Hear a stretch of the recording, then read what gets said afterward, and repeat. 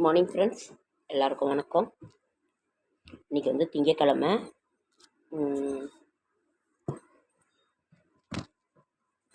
இன்றைக்கி வந்து திங்கக்கிழமை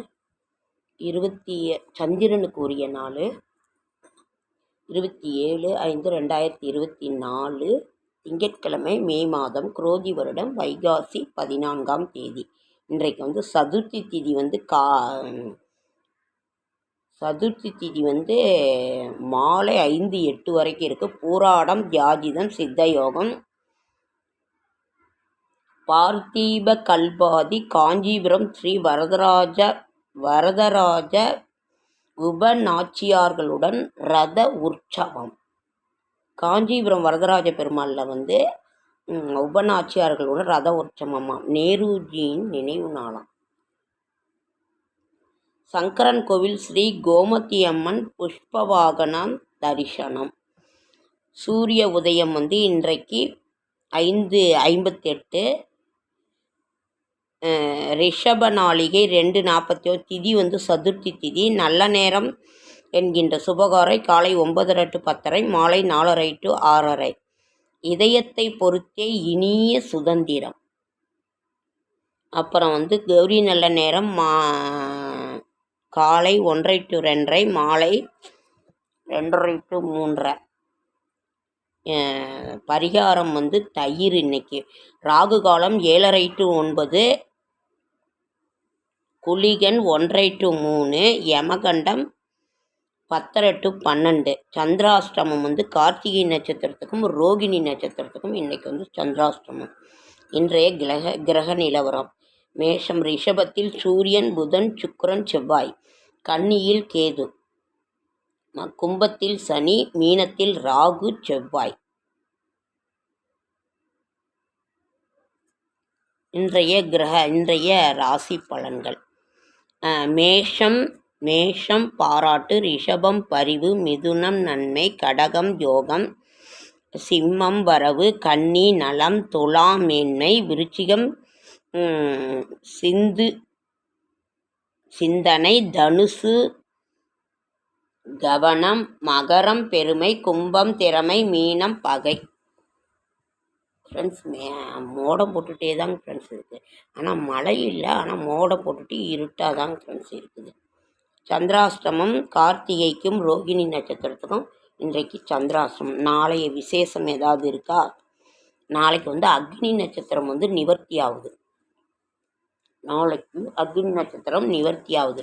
என்னதான் மழை பெஞ்சாலும் ஃப்ரெண்ட்ஸ் அப்படியே வெக்கையாக தான் இருந்தது. அந்த அக்னி நட்சத்திரங்கிறது அதை காட்டிக்கிட்டே தான் இருக்குது.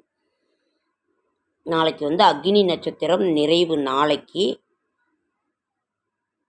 வந்து செவ்வாய்க்கிழமை, முருகப்பெருமானுக்கு உகந்த நாள்.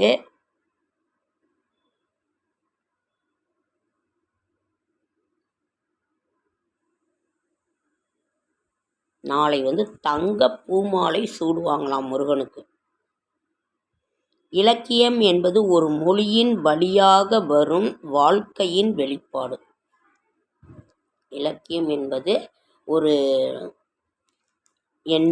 ஒரு மொழியின் வழியாக வரும் வாழ்க்கையின் வெளிப்பாடு. கண்ணே தெரியல. அப்புறம் இன்றைக்கு நம்ம வந்து கிரக நிலவரத்தை காலைல ஷார்ட்ஸில் கொடுத்துருந்தேன். சரி, டெய்லியுமே சுப்ரபாதம் போட்டுட்டு இருந்தால் ஏதாவது இது பண்ணுவீங்கன்னு வந்து ஒவ்வொரு கிரகமும் ஒவ்வொரு இதில் எவ்வளோ நாள் இருக்கும் அப்படிங்கிறத பற்றி நான் கொடுத்துருந்தேன்.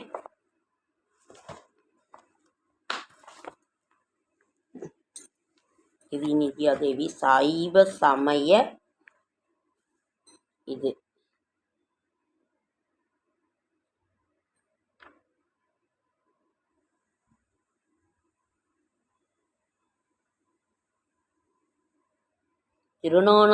திருஞானச் சம்பந்தர் அருளிய நமச்சிவாய பதிகம்.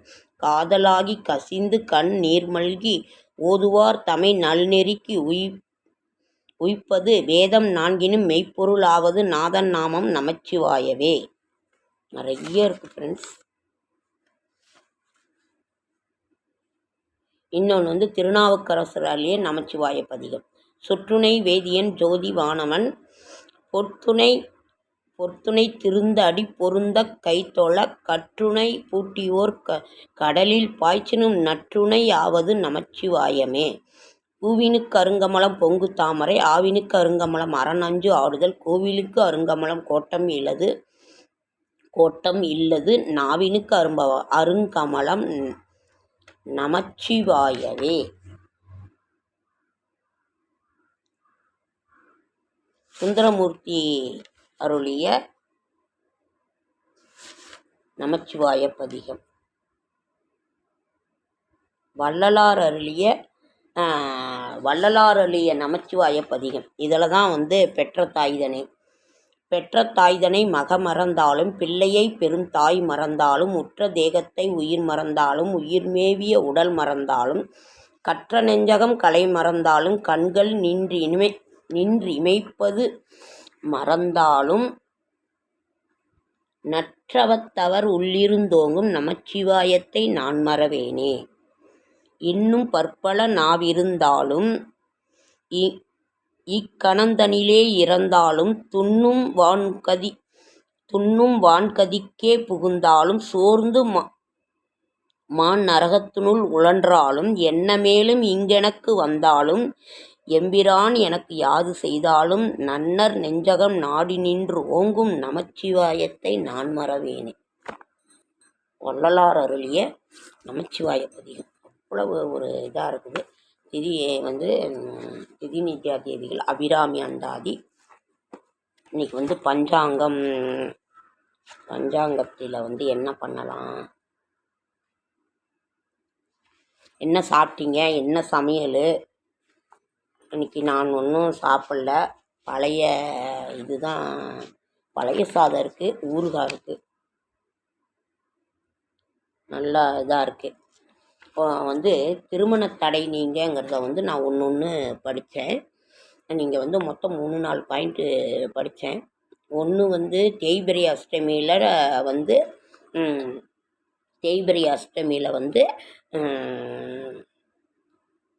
காலபைரவரை வணங்கணும் ஒன்று. ரெண்டாவது வீட்டில் அதாவது பௌர்ணமியில் வீட்டில் காலையில் விளக்கு போட்டு ஈவினிங்கும் விளக்கு போடணும் வீட்லேயே பூ வாங்கி கொடுத்து அப்படின்னு சொல்லி ஒன்று. 2